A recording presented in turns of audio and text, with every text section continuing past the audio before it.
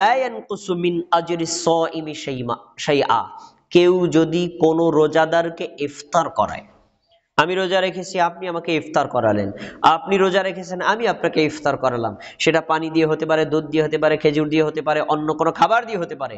যদি কেউ আর এক রোজাদারকে ইফতার করায়, রাসূল সাল্লাল্লাহু আলাইহি ওয়াসাল্লাম বলেছেন, যেই লোকটা সারা দিন রোজা রেখে যতটুকু নেকি অর্জন করলো, ইফতার করানেওয়ালা লোকটাকে আল্লাহ সেই পরিমাণ নেকি দিয়ে দিবেন। এ হাদিসের ব্যাপারে অনেক মা বোন ভুল বোঝেন, তাদেরকে একটু বুঝিয়ে বলা দরকার। আমি রোজা রেখেছি, আপনি আমাকে ইফতার করালেন, আমি সারাদিন রোজা রেখে যে নেকি পেয়েছি, আপনি আমার সব নেকি নিয়ে গেলেন, তা আমার নাকি গেল কোথায়? এই জন্য অনেক মা বোন কারো বাড়িতে ইফতারও করতে চায় না, আমার নাকি তুমি নিয়ে যাবা, সারাদিন কষ্ট করলাম। শোনেন, আল্লাহ তাআলা হলেন নেকির ভান্ডারের মালিক, তার ভান্ডারে নেকির কোনো অভাব নেই। এই জন্য নবী সাল্লাল্লাহু আলাইহি ওয়াসাল্লাম পরের অংশে বলে দিচ্ছেন, লা ইয়ানকুসু মিন আজরিস সাইমি শাইআ, আরে রোজাদারকে ইফতার করানোর মাধ্যমে যে ব্যক্তি ইফতার করাইলো, সে সম্পূর্ণ নেকি নিলেও রোজাদারের নেকি এক চুল পরিমাণও কমবে না, আল্লাহ তাকেও দিবেন, একেও দিবেন।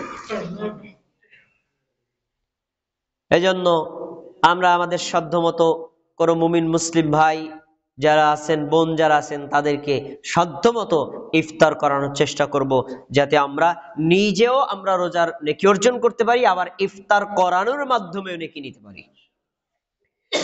ইফতার কখন করতে হবে? ইফতার করতে হবে সূর্য অস্ত যাওয়ার সাথে সাথে। ইফতারের সাথে আকাশ অন্ধকার হওয়ার কোনো সম্পর্ক নাই, ইফতারের সাথে আজানের কোনো সম্পর্ক নাই, ইফতারের সাথে আপনি একদম পুরা অন্ধকার হতে হবে এমন কোনো শর্ত নাই। ইফতারে শুধু একটাই শর্ত, রাসূল সাল্লাল্লাহু আলাইহি ওয়াসাল্লাম বলছেন, ইযা গরাবাতিশ শামসু আফতারা সাইম, সূর্য যখন ডুবে গেল রোজাদার ইফতার করবে। কিন্তু আমরা বাংলাদেশে যারা ইফতার করি, তারা ইসলামী ফাউন্ডেশনের ক্যালেন্ডারকে ফলো করে করি। এক মাস ব্যাপী তারা রোজার সাহারি এবং ইফতারের ক্যালেন্ডার ঘোষণা করেন। সেখানে নিচে লেখা থাকে বিশেষ দ্রষ্টব্য। বিশেষ দ্রষ্টব্য কি? সতর্কতার জন্য সূর্যাস্তের 3 মিনিট পরে ইফতারের সময় নির্ধারণ করা হলো। সূর্যাস্ত যায় ধরেন 21 মিনিটে, 6টা 21 মিনিটে, কিন্তু ওনারা ওই সতর্কতার জন্য 3 মিনিট যুক্ত করে, তা 3 আর 21 কত হয়? 24 মিনিটে। 24 গিয়ে তারা আজানের ঘোষণা দেয়। এই যে 3 মিনিট ওয়েট করা হয়, অপেক্ষা করা হয়, এটা ইসলামী শরীয়তে জায়েজ নাই। সূর্য অস্ত যাওয়ার সাথে সাথেই ইফতার করতে হবে, এটাই সুন্নাত। এখন বলবেন, ভাই 3 মিনিটে কি হইব? 12 ঘন্টা থাকতে পারছি, 3 মিনিটে কি মরে যাবো নাকি? আর 3 মিনিট না ভাই, আরো যদি 1 ঘন্টা পরেও খান আপনি মরবেন না, এটা সত্য। কিন্তু আপনি এমন একটা বড় কল্যাণ থেকে বঞ্চিত হবেন যা আরো 5 দিন রোজা রেখে অর্জন করতে পারবেন না। কি জাতীয় কল্যাণ থেকে মানুষ বঞ্চিত হয় যদি ইফতার দেরি করে। রাসূল সাল্লাল্লাহু আলাইহি ওয়াসাল্লাম বলেন, লা ইয়াজালুন নাসু বিখাইরিন মা আজ্জালুন ফিতরা, শোনো, আমার উম্মত ততদিন পর্যন্ত কল্যাণের মধ্যে থাকবে, অবশ্যই তারা নেকির মধ্যে থাকবে, উত্তমতার মধ্যে থাকবে, যতদিন পর্যন্ত তারা তাড়াতাড়ি ইফতার করবে। এই তাড়াতাড়ির মিনিং কি সূর্য ডোবার আগেই? না, সূর্য ডোবার সাথে সাথেই, আর দেরি করা যাবে না, এই তাড়াতাড়ি অর্থ। তাহলে হাদিস থেকে বোঝা গেল, যদি কেউ দেরি করে ইফতার করে উম্মতে মুহাম্মাদির অকল্যাণ হয়, আর যদি তাড়াতাড়ি ইফতার করে সমগ্র মুসলিম জাতির কল্যাণ হয়। আমলটা ছোট কিন্তু তার প্রভাব অনেক বেশি।